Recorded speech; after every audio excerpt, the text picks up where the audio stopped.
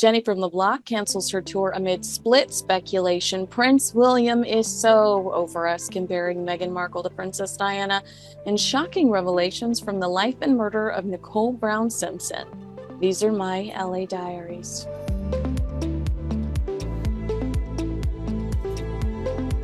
It's one of the most notorious murders. The death of Nicole Brown Simpson occurred on the night of June 12, 1994. The evening started off calm and family-focused. Nicole attended a dance recital for her daughter, Sydney, at her middle school in Brentwood. OJ Simpson, Nicole's ex-husband, was also there at the event. After the recital, Nicole and her children and family went to a regular neighborhood hotspot where Ron Goldman, one of Nicole's friends, worked as a waiter. Nicole's mom accidentally left her eyeglasses at the restaurant. Goldman, who served as their waiter that evening, offered to return the glasses to Nicole's home after his shift ended. Nicole and the kids returned to her house on Bundy Drive in Brentwood. Sometime between 9 and 9:30, her neighbors heard a dog barking, but didn't notice anything else unusual. At approximately 10:15 p.m., Nicole and Ron Goldman were brutally butchered outside of Nicole's condominium. OJ's ex-wife was stabbed multiple times in the head and neck and had defensive wounds on her hands. Ron was also repeatedly stabbed while apparently trying to defend Nicole. Around 10:55 p.m., Nicole's dog, a white Akita named Kato, was found wandering the neighborhood with blood on its paws by a neighbor named Stephen Schwab. The neighbor took the dog to his home, but later the dog led him and another neighbor to Nicole's house, where they discovered the bodies of Nicole and Ron at approximately midnight. The police were called, and the investigation began shortly after those bodies were located. OJ Simpson was, as you know, subsequently arrested and charged with the murders, leading to one of the most famous criminal trials in U.S. history. To this day, no one has been convicted of the murders. Now, almost 30 years later, Lifetime's The Life and Murder of Nicole Brown Simpson docuseries aims to explore who Nicole Brown Simpson was beyond OJ's ex-wife and murder victim. The series premiered in 4 parts, June 1st and 2nd, and features interviews with some of Nicole's closest friends, home movies of Nicole enjoying her role as a mom, and new details about her personal life. Variety reports the doc doesn't sensationalize the crime or the trial of the century in which Brown's ex-husband OJ Simpson was accused and eventually acquitted of the murder charges. Instead, it's a portrait of Brown Simpson by those who knew and loved her. Here are some of the most shocking revelations from the new series. Nicole documented OJ's violence in her journals. In a 1977 entry, the blonde beauty accused him of cheating after she found an earring that didn't belong to her. She wrote, "He threw a fit, chased me, threw me into walls, bruised me." 10 years later, the abuse continued. She described bruises while on a family vacation in Hawaii during Christmas of 1988, saying, "OJ threw me against walls in our hotel and on the floor, put bruises on my arms and back." Nicole's sister Denise says she witnessed the abuse firsthand, telling the docuseries, "He grabs Nicole by the throat and he puts her up against the kitchen door and he throws her out the door and she ends up on her butt and ends up with bloodied elbows." But Nicole believed that OJ could be better, once telling her sister a baptism would change her husband to be. "Everything is going to change," Nicole told Denise. "He's going to become a new person." The doc even revisits testimony from Detective John Edwards. He responded to a call at the Simpsons' residence on New Year's Day, 1989. He told the courtroom she had a hand imprint on the left side of her throat, and he explained that Nicole collapsed and started yelling, "OJ's going to kill me, he's going to kill me." A retired LAPD officer named Spencer Marks responded to a call at her Brentwood home in 1993. This was after their separation. Describing Nicole's terror, she said, "I know for a fact he's going to murder me one day."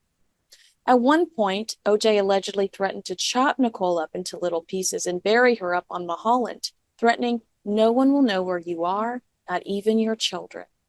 Now, there are some sweet videos and stories. Momager Kris Jenner revealed, "One of my best memories of Nicole was when she would climb up on the roof at Christmas time and do all of her own Christmas lights, and that would just amaze me. And of course, I would run home and try to do my own Christmas lights. Although OJ Simpson, who died in April, was tried and acquitted of the killings, the docuseries clearly stresses that motive was there, as well as physical evidence. You can watch The Life and Murder of Nicole Brown Simpson on Lifetime or stream it on demand through Lifetime's app. Will you be watching? Let me know in the comments below. Jennifer Lopez fans were disappointed to discover that JLo pulled the plug on her greatest hits tour this summer. Her team tried to bury the update in Friday's news dump, but with so much speculation surrounding the status of her marriage to Ben Affleck, this was always going to be a huge story. Jennifer told fans directly, "I am completely heartsick and devastated about letting you down. Please know that I wouldn't do this if I didn't feel like it was absolutely necessary." While tour organizers explained JLo is taking time off to be with her children, family, and close friends.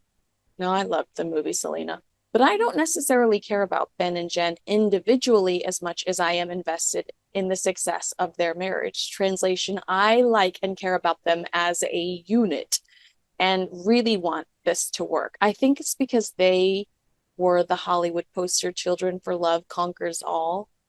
And I feel so much sympathy for her lately and hate that the paparazzi are stalking her every move. I saw one headline over the weekend that said Jennifer Lopez looks uncharacteristically worse for wear amid all her life drama. That was the entire headline. Could you guys chill out? She's even disabled the comments on her Instagram.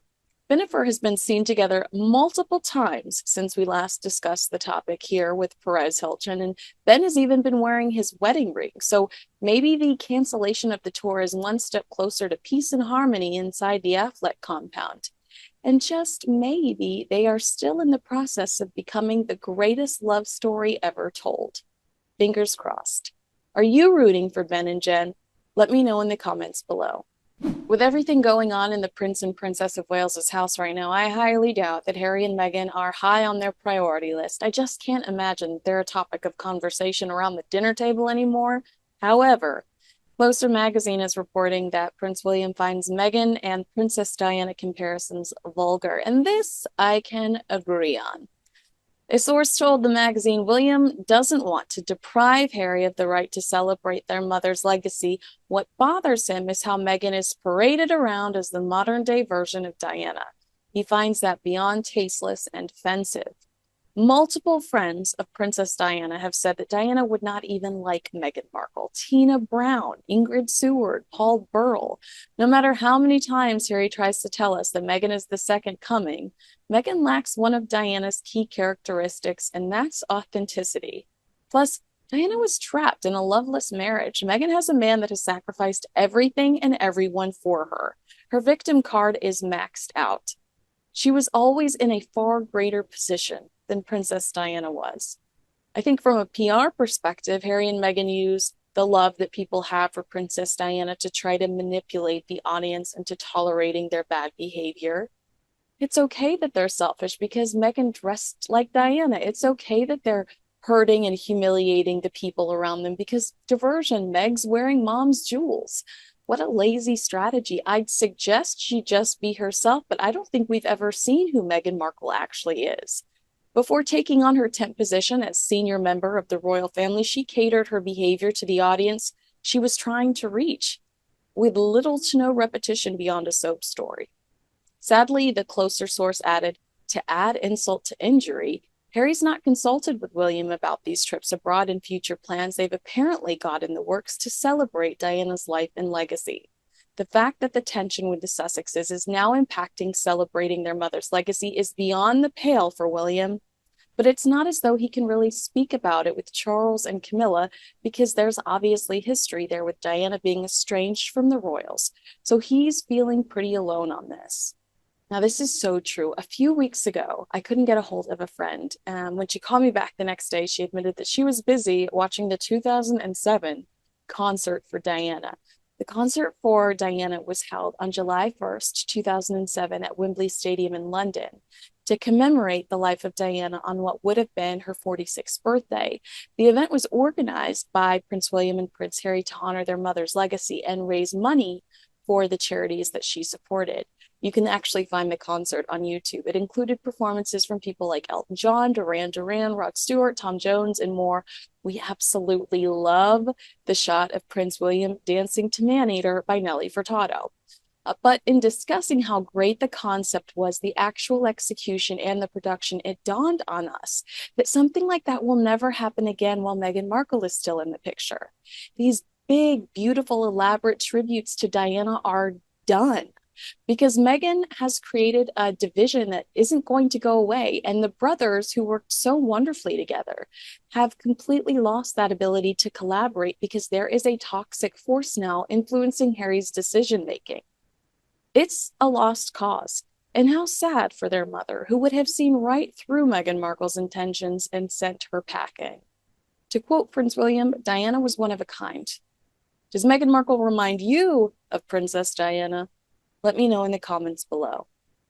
This is my all-new YouTube channel called Kinsey Schofield Unfiltered. I'm bringing you the latest on royals and entertainment multiple times a week, and I want your feedback on what we should do next. What should we talk about? Who should we talk to? Make sure you like this video, leave a comment below, and share with a friend. Subscribe to Kinsey Schofield Unfiltered today, and I'll see you again tomorrow. Thanks so much for watching.